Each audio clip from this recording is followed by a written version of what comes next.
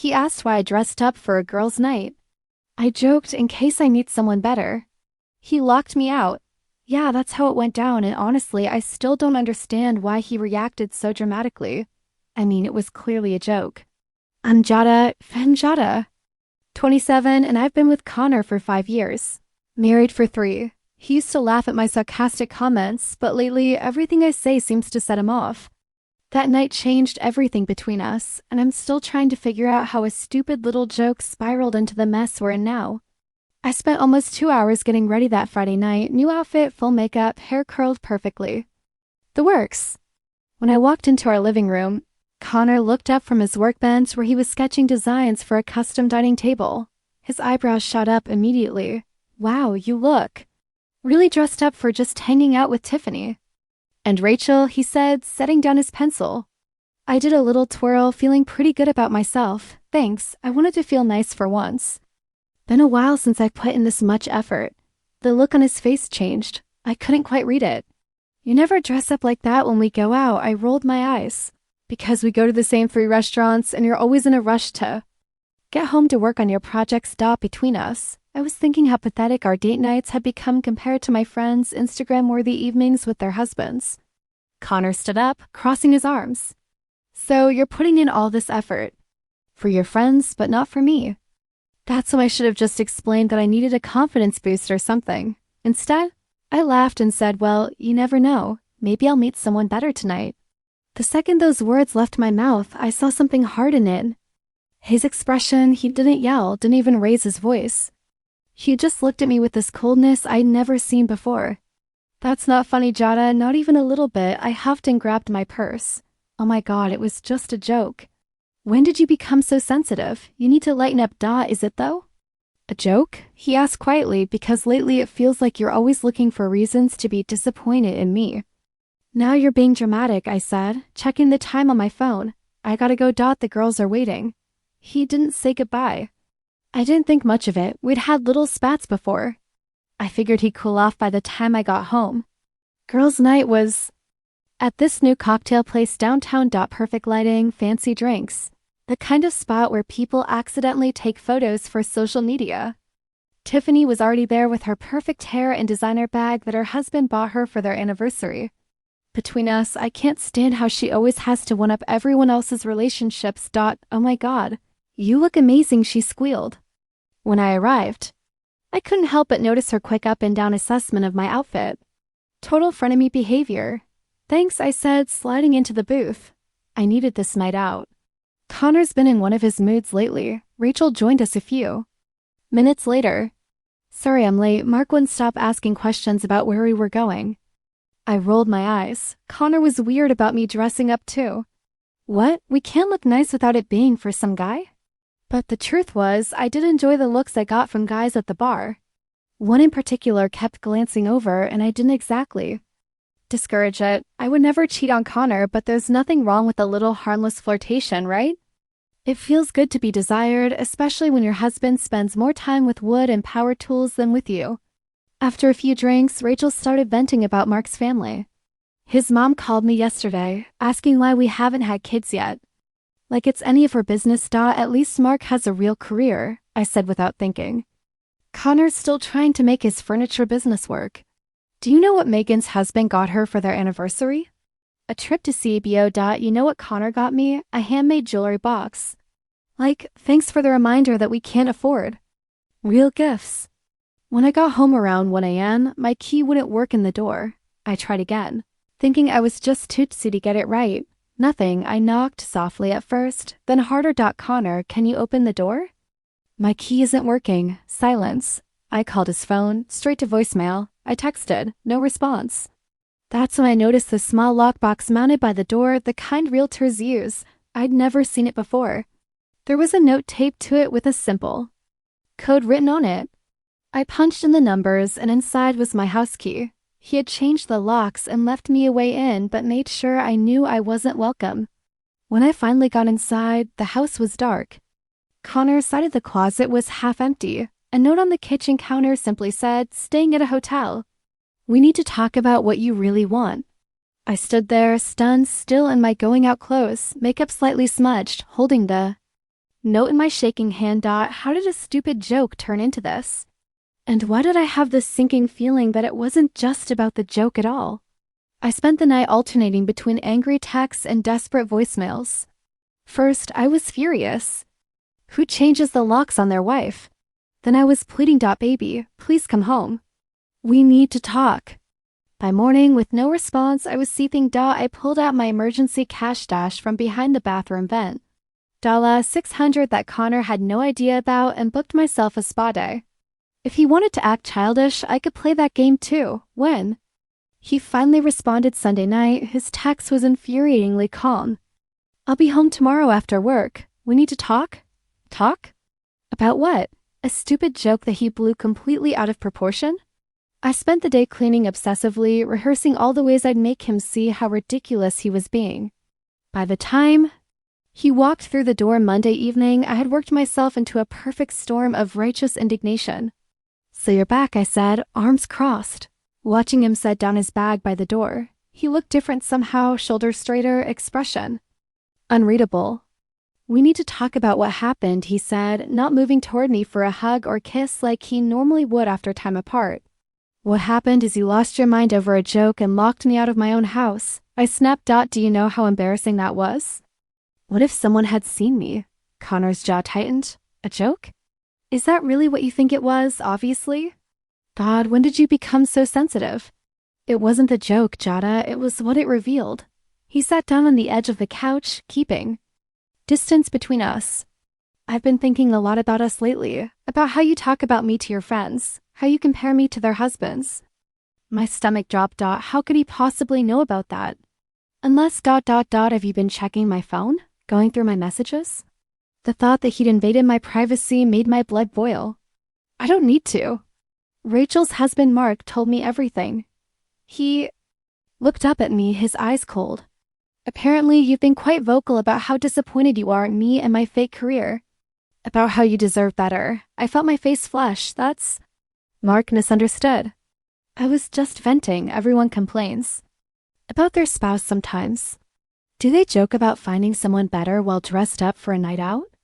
Do they post photos deliberately showing other men checking them out? Wait, he'd seen that?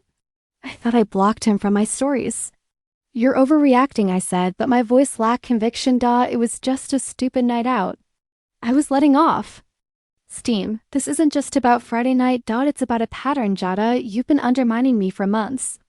Making little comments about my work, comparing our life to your friends, acting like I'm holding you back. I got a call last week, he continued, his voice steady. From a design firm in Seattle. They want to bring me on as lead furniture designer. It would mean moving, but it's the opportunity I've been working toward for years. My mouth went dry. Seattle? You can't be serious. My entire life is here. My job, my friends, you can't expect me to just uproot everything. I told them I needed time to think about it. To talk to my wife, his emphasis on the last word felt like an accusation. But after Friday, I realized something. You don't see a future with me, do you? Not really, I'm just the placeholder until someone better comes along. That's not fair, I said, tears springing to my eyes. I could feel this conversation slipping away from me, my usual tactics of deflection and emotional displays having no effect. You're twisting everything. Am I? Because from where I'm standing, it seems pretty clear. You're embarrassed by me, by what I do, by what we have together. No, I whispered, but even to my own ears, it sounded hollow. I love what I do, Jada. I'm good at it, and I thought you were proud of me, but lately all I hear is how I don't measure up to your friends' husbands. How what I make isn't good enough. How I'm not good enough. I'm staying in the guest room tonight. I need some space to think about what I want. Maybe you should do the same, but he didn't come around. The next morning, Connor was gone before I woke up. No note. No text. Just empty space where he should have been. I stormed into my supervisor's office, claiming a family emergency, and left early. My plan was simple. I'd go to his workshop, force him to talk to me, make him see reason. We couldn't just leave things hanging like this. He didn't get to walk away from me. When I pulled up to the converted warehouse space he rented with 2 other craftsmen, I spotted his truck in the parking lot. Good. No running away this time. I checked my reflection in the rearview mirror, dabbed on some lip gloss, and straightened my blouse. You catch more flies with honey after all. The workshop was filled with the familiar scent of sawdust and varnish. One of Connor's workshop partners, Dave, looked up in surprise when I walked in. Jada, Connor's not here? His truck's outside, I said, glancing around at the half-finished pieces scattered throughout the space dot. Yeah, but he left about an hour ago with Elise. Something about meeting clients for a custom piece. Elise. The name hit me like a slap dot. She was the interior designer who occasionally collaborated with Connor on projects for high-end clients. Tall, effortlessly elegant Elise, with her perfect taste and irritating habit of touching Connor's arm when she laughed at his jokes. Where did they go? I demanded, hearing the edge in my voice. Dave looked uncomfortable. I don't know the details. Some client's house, I think. I stormed back to my car, immediately pulling up Instagram to check Elise's profile. Nothing recent. I tried Connor again, straight to voicemail. This was beyond insulting. We were in the middle of the biggest fight of our marriage, and he was off with another woman? A prettier, more successful woman who shared his passion for design. When I got home, I did something I'd never done before. I went into his office and opened his laptop. What I found made my stomach turn. There were dozens of emails between Connor and the Seattle firm going back months. They'd been courting him since January, sending him project ideas, salary details, relocation packages. He'd responded enthusiastically, sending them portfolio pieces I'd never even seen. He'd been planning this without saying a word to me. And then there were the messages with Elise. Nothing inappropriate, nothing I could point to as evidence of anything beyond professional collaboration, but their easy rapport was obvious. She understood his design language, offered insightful suggestions, shared articles and inspiration photos. They had inside jokes. They had a connection. I sat back, a cold realization washing over me. Connor had built a whole life I knew nothing about: professional achievements, ambitions, connections. And why hadn't he shared it with me? Because I'd made it clear I didn't value any of it. Every time I dismissed his work as a hobby, compared him unfavorably to my friends' husbands, rolled my eyes at his enthusiasm. I'd been pushing him away without realizing it. No doubt this wasn't my fault. He should have talked to me. He should have made me understand how important it was. Instead, he just shut down, built his little secret world, and now was threatening to blow up our marriage over a stupid joke. By the time Connor came home that evening, I'd worked myself back into righteous anger. He found me sitting at the kitchen table, his laptop open in front of me. You went through my computer? His voice was quiet, dangerous. You've been hiding. Thanks for me, I countered. Seattle? Elise? Were you ever going to tell me, or were you just going to disappear one day? I tried telling you about Seattle last night, if you remember. As for Elise, she's a colleague, nothing more. A colleague you spend more time with than your wife. A colleague who gets to see the real you while I get the leftovers. Connor looked at me with something like pity.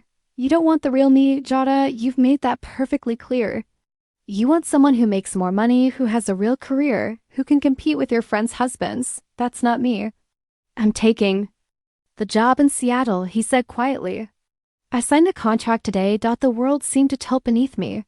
What? Without even discussing it with me. What's there to discuss? You don't respect what I do. You're embarrassed by me. Why would you want to move across the country for something you don't even value? You can't just decide this on your own. We're married, are we? Because lately it feels like we're just two people who happen to share an address. He ran a hand through his hair, looking suddenly tired. I don't want to fight, Jada, but I need to do this. For me, and what about me? What am I supposed to do? Just uproot my entire life? That's your decision. You can come with me, or... The unspoken alternative hung between us like a physical presence. The weekend with my parents was excruciating.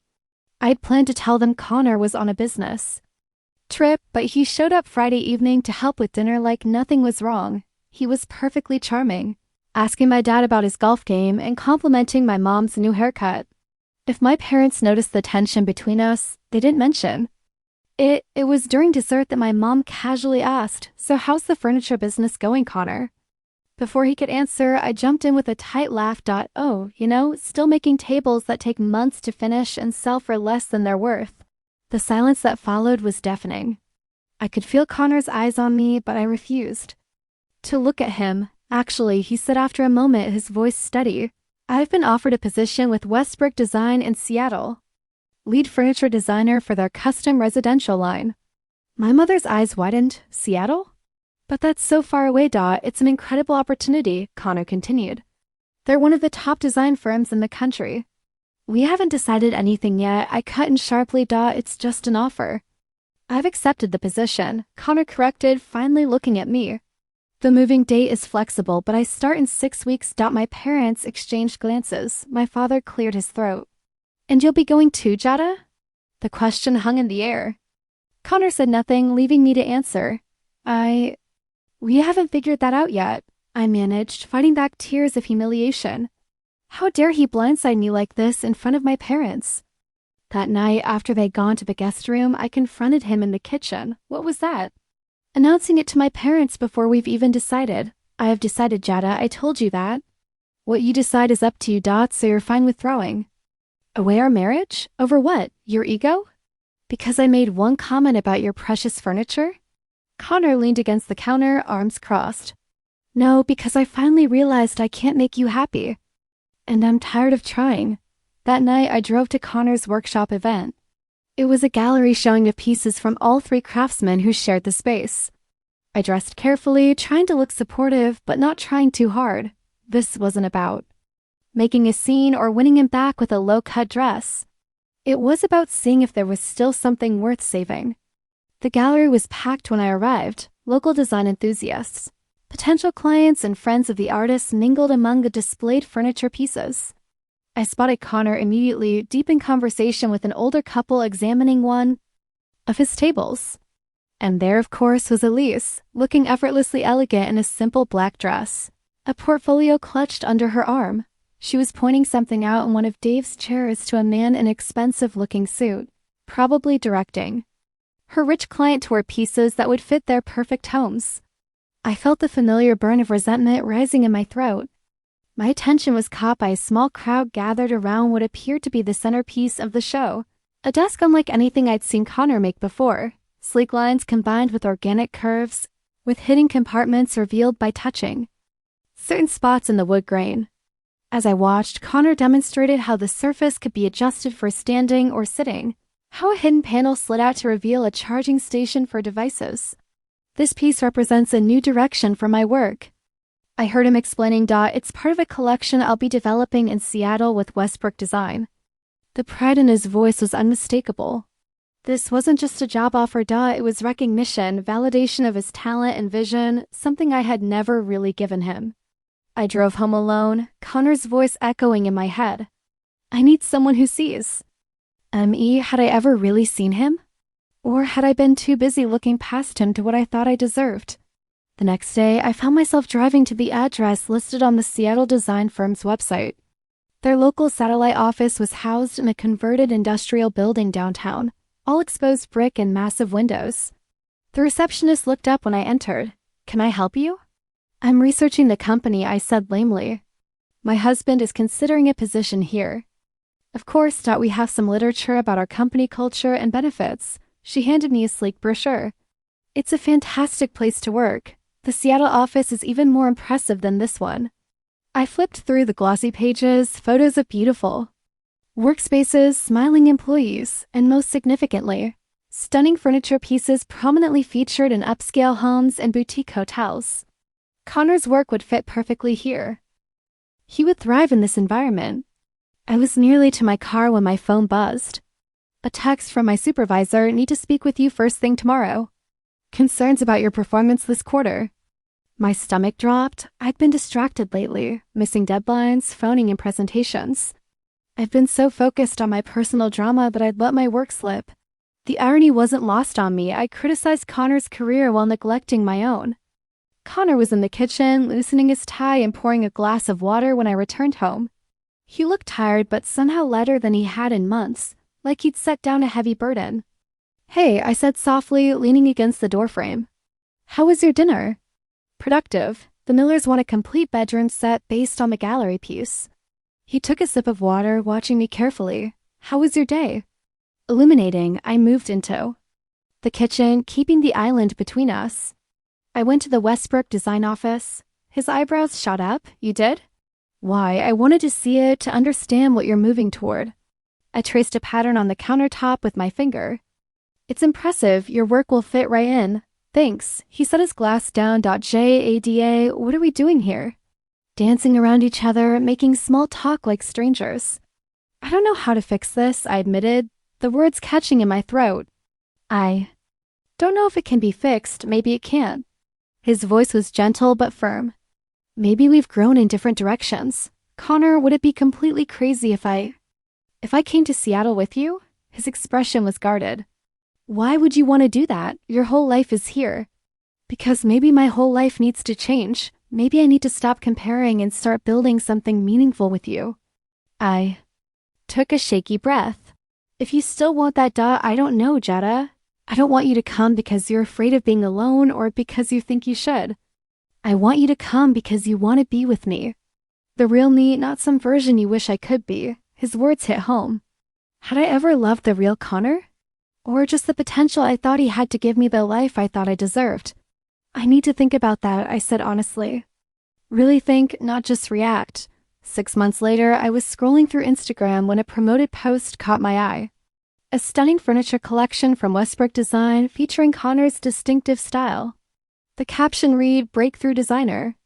Connor Ellis brings his unique vision to our spring collection. The photos showed sleek, innovative pieces that somehow managed to be both avant-garde and timeless.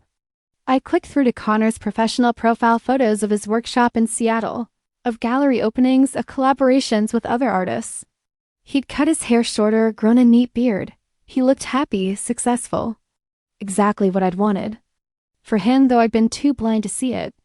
And there, in several of the photos, was Elise, standing close to him at events, looking at him with unmistakable admiration. The kind of look I used to give him before I started taking him for granted. I closed the app and looked around my apartment. A sterile, soulless place with generic furniture from chain stores, nothing crafted with love, or bearing the mark of its creator. I'd taken the competitor job, moved to a better neighborhood, bought. All new things to create a perfect Instagram life. And I was completely, utterly alone. My so-called friends had drifted away once I was no longer part of a couple. Turns out they were more interested in having dinner with couples than supporting. A friend through divorce. The job that had seemed so important was just a job, endless meetings and pointless reports. The salary that had seemed like the answer to everything barely compensated for how empty I felt. I had everything I thought I wanted and nothing that actually mattered. That night I drafted an email to Connor.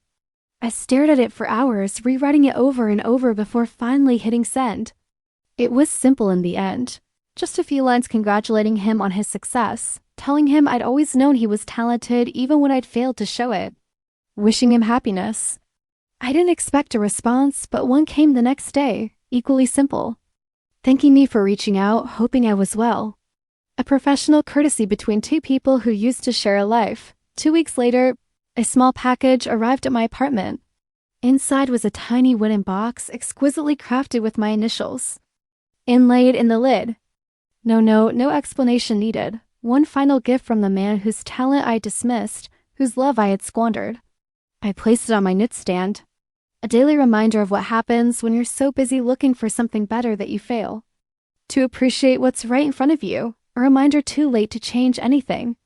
But perhaps not too late to help me become someone who could truly see others for who they are, not what they can give me. Because in the end, that joke about meeting someone better revealed an ugly truth. I'd been the one who wasn't good enough. Not Connor.